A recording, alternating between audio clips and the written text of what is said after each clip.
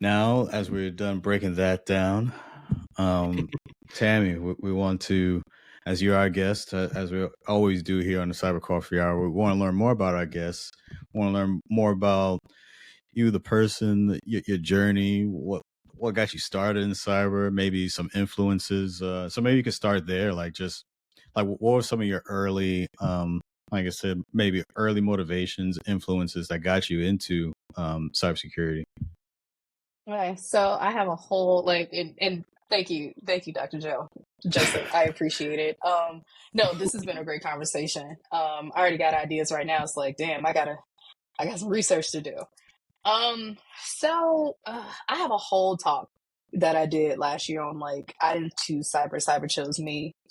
Like, Oh, huge Jay Z fan.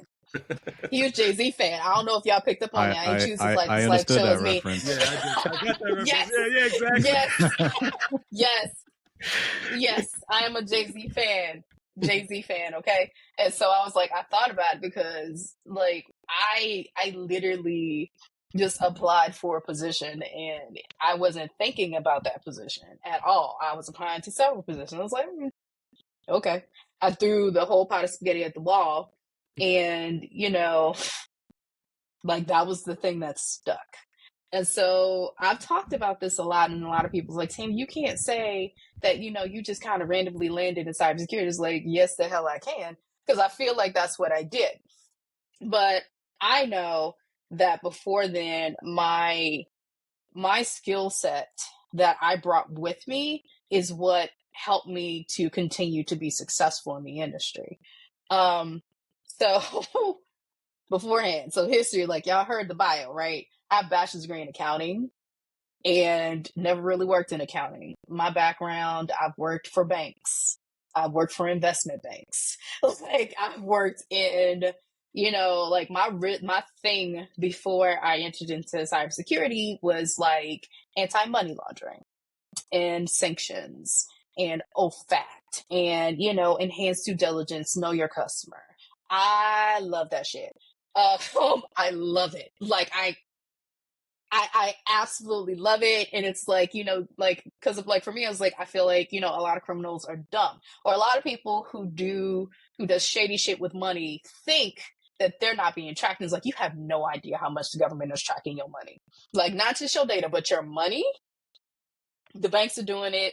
They've already got like the different fintechs, Cash App or whatever. And so that's something I'm extremely passionate about. And so when I entered into cybersecurity, the first thing I did governance and risk.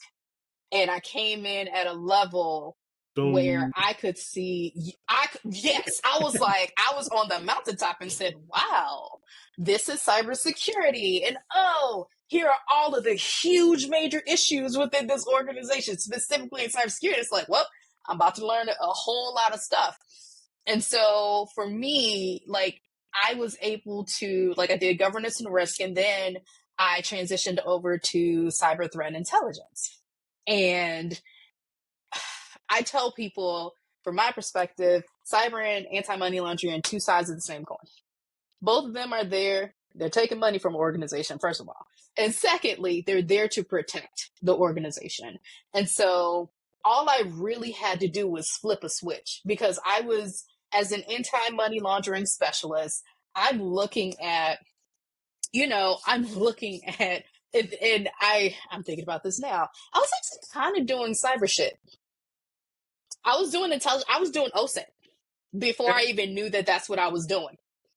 I was looking like, because like for anti-money laundering, you're looking at transaction monitoring. You gotta like, okay, let's find out who the people are. Let's find out how many transactions they did, where are they logging in from.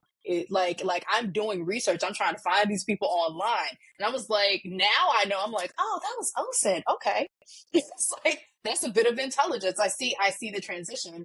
And so I started doing that on the cyber threat intelligence side, specifically with cyber fraud. And I was like, this feels like anti-money laundering, just from a more technical skill set, right? Instead of me just looking at transactions, I'm looking at IP addresses, I'm looking at, device IDs, I'm looking at, multi-factor authentication and how they like password changes, those things. And from there, I had the opportunity to transition, like specifically into cyber fraud, and I married my skill set with anti-money laundering. And so I was just like, oh, like, okay. So for me, cyber has been a new, dare I say, love, because I didn't recognize it's kind of like I never lost my love for anti-money laundering. Like I just kind of pulled it in, like, how can I apply this to cybersecurity? And I've been able to do that beautifully, actually. And even now, like, you know, in my new position, I'm doing identity access management, which is a whole different level. Like for me, I'm like, okay, like I'm seeing how I'm bringing in my background in governance and risk, and even, you know, like fraud or intelligence. I'm just like, oh, okay. So like only these people get access, and here's the reason why, and here's like the reasons why least privileged access is important.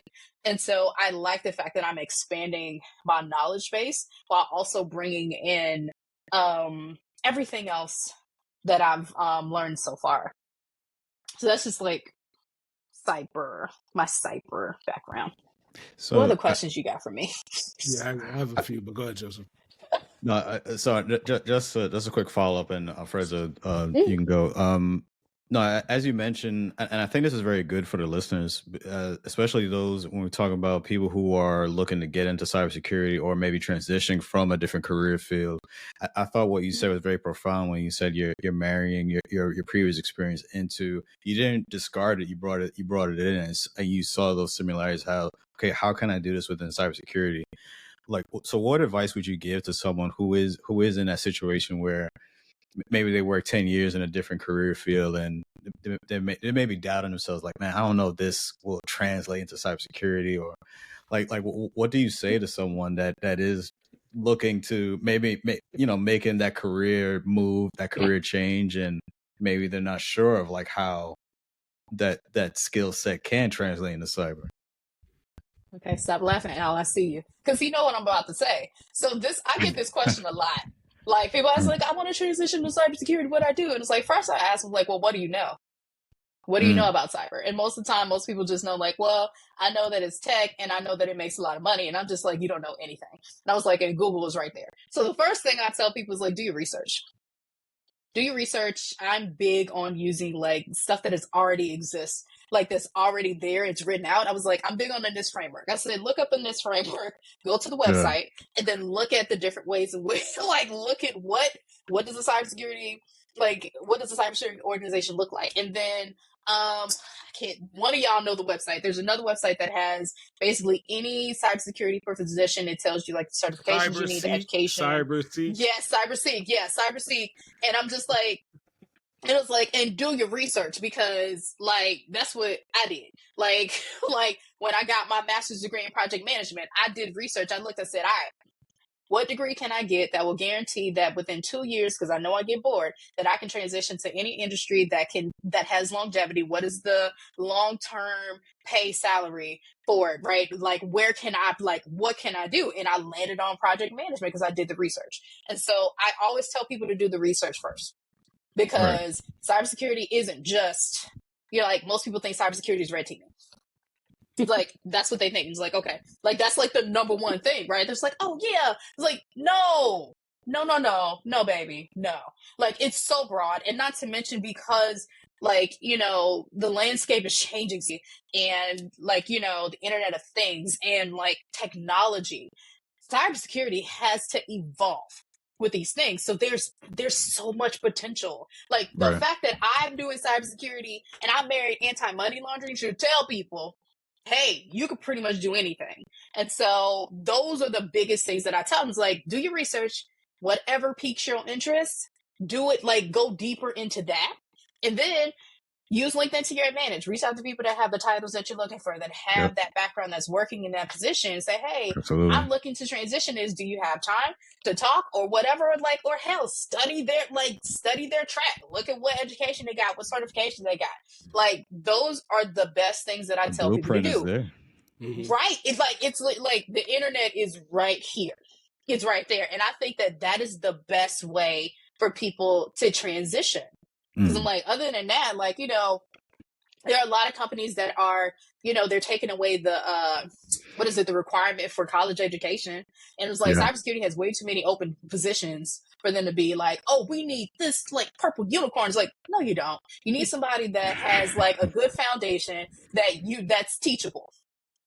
That's all you need. That's able to learn. Because, like we said before in the article, US ain't prepared for this shit. So you need to make sure you have enough people in the seats and teach them what they need to know. So yeah, that's what I tell people every time. I'm gonna double back and take it there because something you said kind of resonates with me too, and something that how we met, right? So I married what people would traditionally say is the blue team, right? So my career was all the way blue, right? All the way up until I got into this wonderful organization. And I said to myself, while going to school, what is cyber operations? Just that focus in cybersecurity. What is it? I was going to school for it. I didn't know from IT ops, DevOps, now ML ops, because we got to bring this transition on the blue side up to marrying that with the quote unquote red team that you mentioned. I didn't know that was possible until I wound up doing the research on your research and doubling back, going to school for it. So the requirement for me that gave me the advantage is I stay in school. I always stay in school. I always stay doing the research. But the other side of it is when you say to me as a technical person, there's a non-technical marrying to cybersecurity, I would have laughed 5 years ago. Right. And I'm not saying that as a jest. I'm saying marrying the purple unicorn that we have here. The purple unicorn is the purple team. Just going to say that for a quick second. Right. This other side of it is when you are not aware that there are more opportunities in governance, risk, and compliance, there's also governance, risk, and remediation, which we come back on the side of there is no remediation plan. It's just like there wasn't a disaster recovery plan 10 or so years ago. Now there's no plan to remediate some of these findings in cybersecurity. And that's worth talking about too, because now you said it, you hit the nail on the head. How do I get in this industry? I come with the mindset to remediate. I come with the mindset to research. I come with the mindset to do the due diligence and keep leveling up for the organization of practice, the university, the schools, the hospitals, wherever I am in the non-technical blue team, let's just say, I marry that to the need of continuing to remediate things in cybersecurity.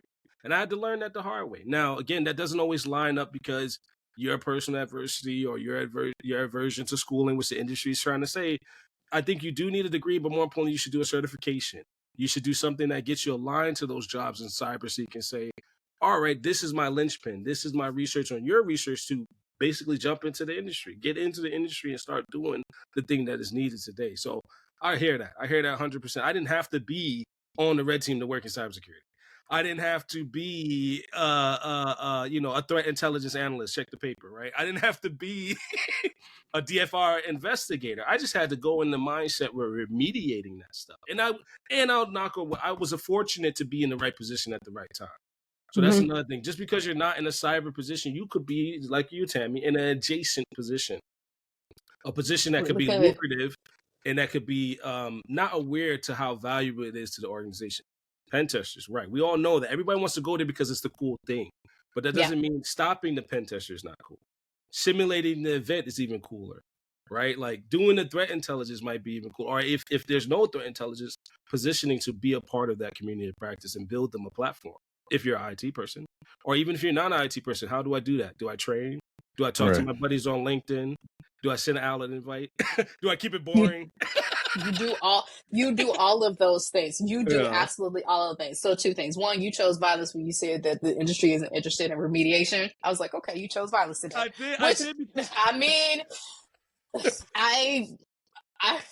I'm just saying there aren't that many root cause analysis teams where it's kind of like they just want you to fix it. They don't want you to find the root cause. But I digress. Right. No, that's valid. That's part of the remediation. That's part of the We're there. And then secondly, like this is I gotta go on my soapbox because earlier you said like, technical, like being technical, and I'm always like, and I do this specifically, like I do it for everybody, but I always stand for my Black women in cybersecurity because there are certain ways in which there are people in the industry that gatekeep. And so I always will say, like, technical is not a state of being. It is a technical skill set that anybody can have. Right. I've been in meetings where I've heard people say, well, they're not technical enough. It's like, that's not even a thing. So understand whoever's listening. As a technical person. Right. And so, like, for me, it's like you are not, like, technical is not it is not a state of being. It is a skill set that you possess. So don't let anybody tell you that you're not technical enough, because that's not really a thing.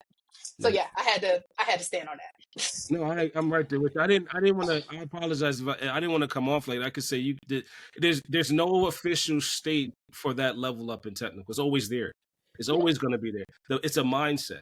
It's a mindset of how do I get there and bring what I uniquely bring to the table in any organization. Right? Adversity. I hate to say this too, because again, Tammy, you always bring it out of me. Adversity included. What do I have to overcome to cover and check all those boxes? Yes. Right, and then that is my personal remediation that I offer to you in your organization. Right, like, so that bring it full circle, and that's how we met. So for our listeners, that's how we met. Tammy didn't know I existed. I didn't know Tammy existed. And just like Dr. Joseph and I is coming to a conclusion where we are here in this industry to share this knowledge right here. This is the coffee. This is what I like to build up, because I didn't know 5 years ago you couldn't tell me Tammy's role existed. Right. Same thing with me. She didn't know I didn't even know a red team existed. Right. So I'm right there with you. It's all of that included in your journey into this field, into this industry, for sure. Yeah. And so if I have a chance, I did want to share, like, outside of cyber, because, like, I experienced, like, I'll be straight up with y'all. Last year, I experienced a layoff, and it was the first time in my entire career. And I had some time to reassess, like, what is important to me, like, what is it that I really want to do. And it's like, I'm gonna be straight up with you. I contemplated leaving cyber. I contemplated it. But the thing that kept me was that you cannot find, and I've done the research, you can't find anywhere, if you Google percentage of Black women in cybersecurity, you won't find anything. You'll find the percentage of Black people in cyber, which I think is 12% or 9%. You'll find a percentage of women in cyber that's like 25% or something like that. But you will not find a percentage of Black women. And all I kept thinking was, like, I got to be in cyber because somebody needs to see a Black woman like me in cybersecurity. That's the only way that we're going to change what that looks like. But I leaned in during this time. I leaned into other things that I enjoy. So Al knows that I'm a speaker, and I've been a speaker for years, but I never actually, like, did it on my own. It was always like inside of an organization or for somebody else, but never for myself. And so I spent, like, a few months, started my own company, and I went and I spoke at different events and different, summits. And it was probably one of the most fulfilling things that I've done today. Nice. What a lot of y'all don't know is my mother's a preacher. My mother's a preacher, and this is like, she's been a preacher now for like 15 years or so. My great grandmother, Jewel Johnson, God rest her soul, she was an evangelist as well. So this is kind of like a family thing. It's like, it seems like this is in my blood. And so, like, I know that using my voice, so, like, y'all asking me to be on a podcast, like me, speaking at different events and helping people, I know that is a part of my purpose. In cybersecurity, wherever I'm going, that's always going to be a part of who I am. And so beyond me being a cybersecurity professional and doing all those things you said in my bio, it's like, I'm a speaker. I'm also a coach, and I'm a mentor. I'm a mom. Nice. Yeah. I'm a mom. Like, I have a teenage daughter. Pray for me, please. And I'm also like, I got into the gym, and so now I lift, and I lift heavy. Like, my last PR was like 250 5 times on a trap bar. I did a 500-pound sled pull. So, like, we lift, like, lightweight. We lift heavy things. Like, I enjoy going to the gym, and, like, I'm also really big on mindfulness, right? Out of everything I learned last year, I think the main thing that, like, as a professional in the tech industry, and honestly as a Black person or black woman, what tends to happen is that we pour everything into our work because we know nothing but excellence. We know nothing but doing the best and going above and beyond. But what I learned is that, and I'm reading a book, it's called The One Thing. You could I can share it with you. You can put the bio, put it in a bio, but it's like, I learned that you can do more with less, or do more by doing less. And so my new mantra is like, what is the one thing that I can do? What is the one thing that I can do that is going to allow everything else to be easier or to be eliminated altogether? And that's how I've been living my life. Today, what was the one thing I need to do? Talk to y'all. That was it. If I do this, I'm done. Everything else for the rest of the day is going to be fine. When it comes to work, right? What is the thing that's going to be the most impactful? Right? I don't have to, I recognize I don't have to do everything. A lot of times I feel like, or a lot of people in the industry feel like they have to be seen, right? You got to be seen, because if they don't see you, you won't know. And so the biggest thing I want cyber professionals to take away is like, you got to take care of yourself. You have to put yourself first, because cyber is 24/7. It's constantly going. There's always going to be a threat. There's always going to be something going on. It's always going to be escalation. Everything is always going to be on fire. But that doesn't have perfect segue. You know how people talk about being burned out? Yeah. Oh yeah. They used to tell you, how do you measure it? That still resonates in my head. Well, look at me. Cybersecurity professionals are some of they're at the top of the list. Like, they're some of the most burnt out, and it's been going, it's been increasing over the years. It's like, don't feel like the reason why you get burned out is because you feel like you have to set yourself on fire. Yeah, that's good for something to get done. And what I'm saying is, don't set yourself on fire. Right. Don't do it. It's not worth it. You can still be a consummate professional.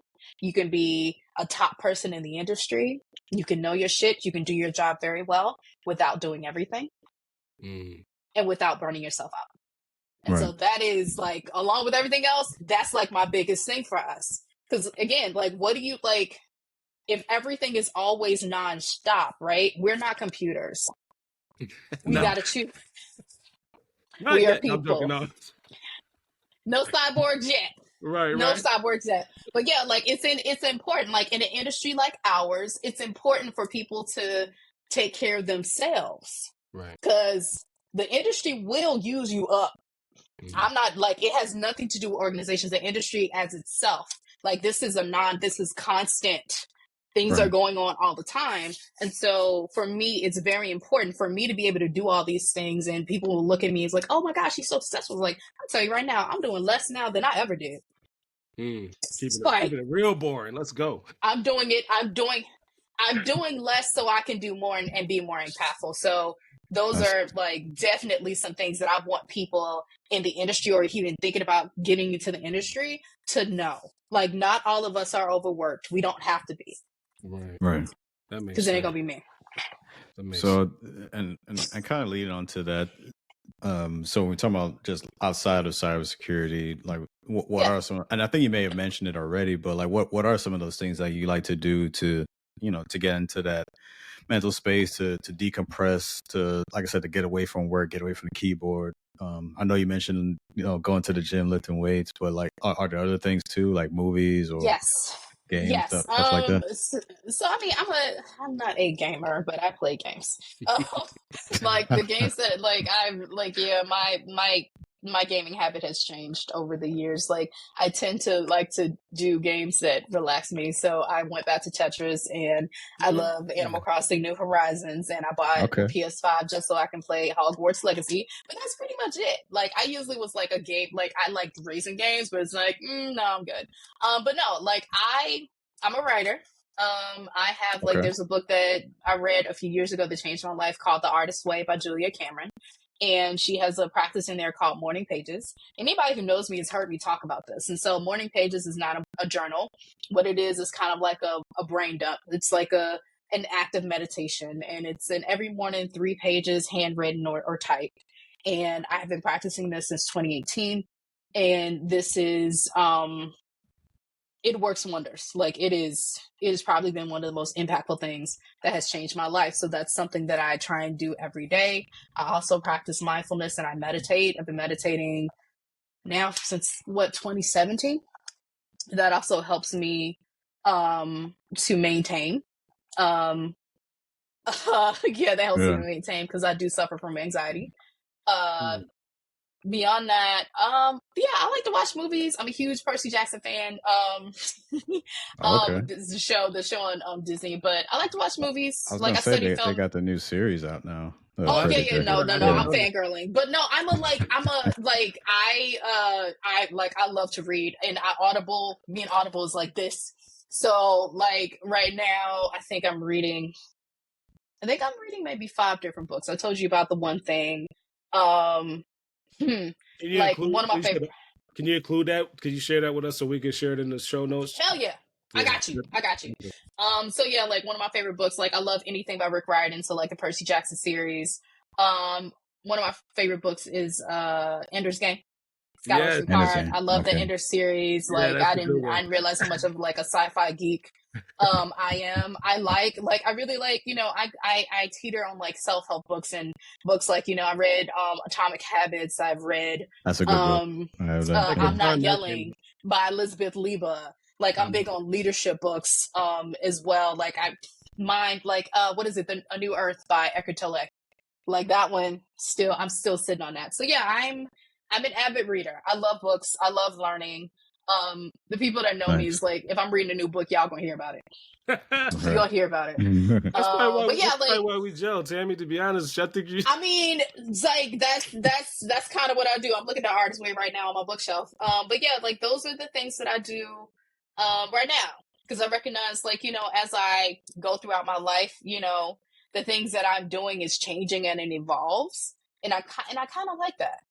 It's like I sometimes I tell people like sometimes I'm in like a reading mode where I'm reading everything I can get my hands on. Other times I'm writing, right? I can't write enough. I gotta just like write articles, write stories or whatever. And other times I'm just like, I'm on my health kick where I'm like, I gotta move my body a bit. So I cycle through those different things. And of course, like I spend time with my daughter. Like she's a teenager, so like anybody who with a teenager understands like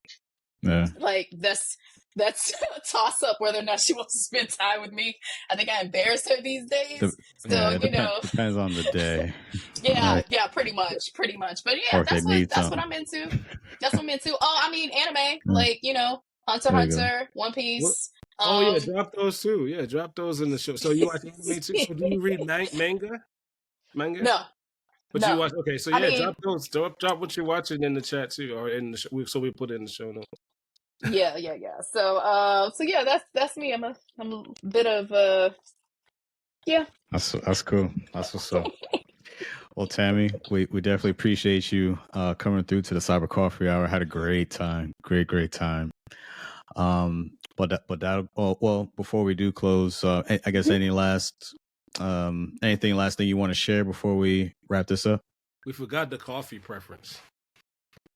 Oh, I don't drink coffee. Okay. Oh. I gave up coffee. I gave up like no shit. Look, hey. Okay, so I gave up coffee during the pandemic actually. I gave up coffee and I also gave up alcohol. So what I do drink though, I drink matcha. So my favorite drink is a iced matcha with oat milk, and there's a place close to me called Lost Sock Roasters, and they do in the spring they do this like spring jasmine blossom syrup that like is it's my shit. Or since it's in the winter, they do they have a London fog syrup, so it's like the same thing as like like regular English tea, so it's like a bergamot flavor syrup. That is my drink of choice. Like I have one every morning. They know me by name. I may have to try that out. Let's put that in the chat too. It's nice. It's one of my favorite ones. Yeah, so that is my morning drink of choice. Nice. Wonderful. Again, Tammy, thank you again. We definitely appreciate you. Yeah, thank you. Don't be a stranger. Definitely have to have you come through for future episodes. But had a great time. Absolutely. So everyone out, our listeners, this is a wrap to the Cyber Coffee Hour. So thank you for tuning in. So if you enjoyed this episode, please like, share, and subscribe. Follow us on all our platforms. So you can find the Cyber Coffee Hour on Spotify, Google Podcasts, and Apple Podcasts. That's it. That's a wrap. Thank Have you. a great day, everyone. Great time, night. I don't know, depending on the time zone where you're at, where you're listening now. But that's a wrap, and we'll catch you on the next one. Peace. See ya. Bye.